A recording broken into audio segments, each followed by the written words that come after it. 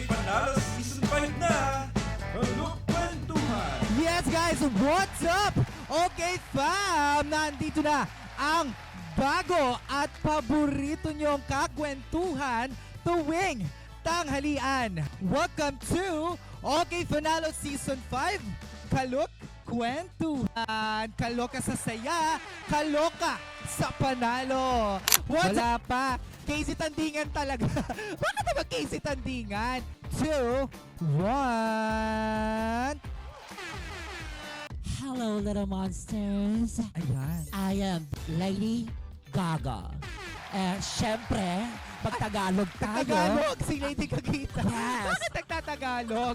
Because this live is actually a bonus feature. Ay, bonus feature. What you hear right now is actually English, but it is automatically dubbed into Tagalog because we're Ay, in the ataray. Philippines. Sinalo ang Netflix. Yes. I really, basta, manood na lang kayo. Dark hair. Because Ayan this o, is yung me. picture mo. Ayan. Yeah, this is... Ayan. Pwede ba magayahin? Ay, ayan. Kamukhang kamukha. Lady Gaga nga.